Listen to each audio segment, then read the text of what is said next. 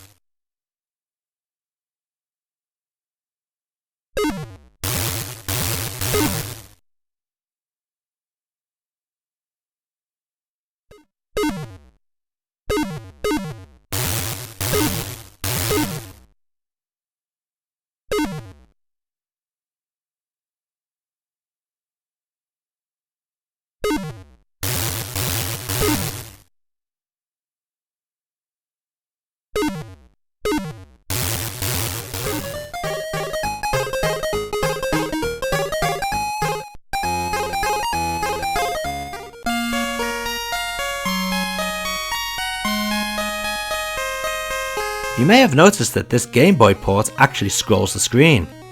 Yep, due to the lower resolution of the screen, each stage now covers 4 Game Boy screens, 2 across and 2 up.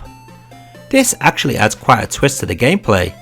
New weapons are also available in this port, however the controls are slightly slippery compared to other ports.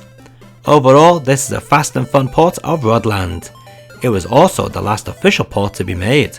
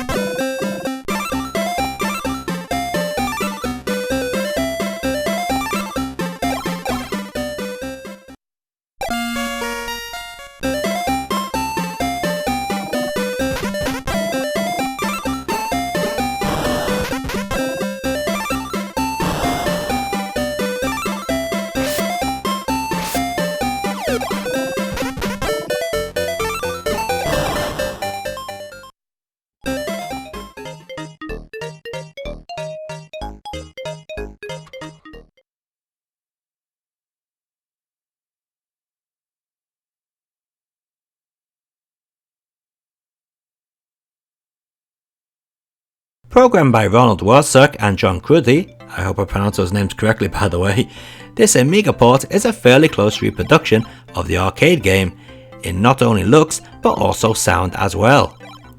The guys have done a fantastic job with this port.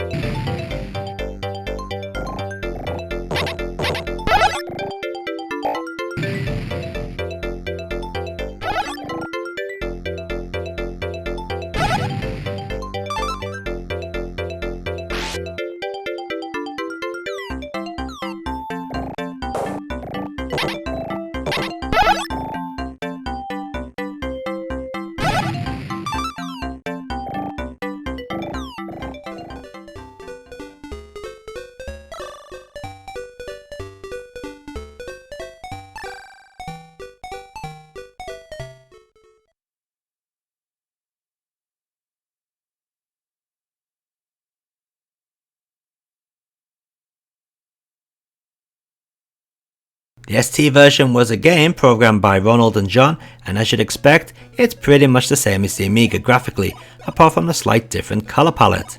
The audio on the other hand is much weaker, but far from being awful.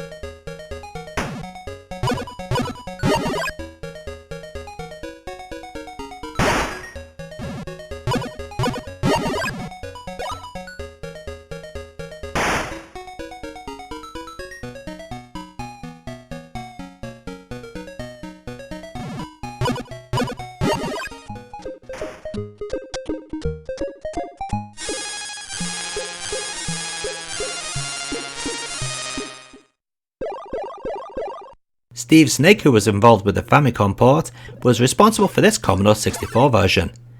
You can't help but notice the lovely crisp graphics used in this port, although it could do with a better selection of colours. It's also a shame about the lack of background graphics, but hey, at least it plays well.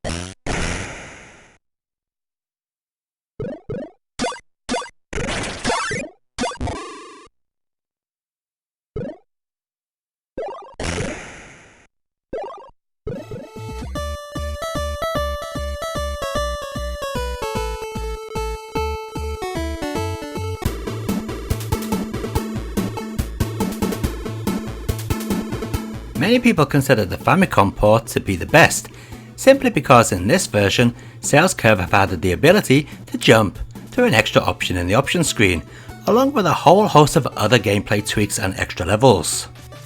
I'm not too keen on the soundtrack, mind you, but the voice samples are a nice extra. Funny that they sound like a guy, even though you're playing as a fairy.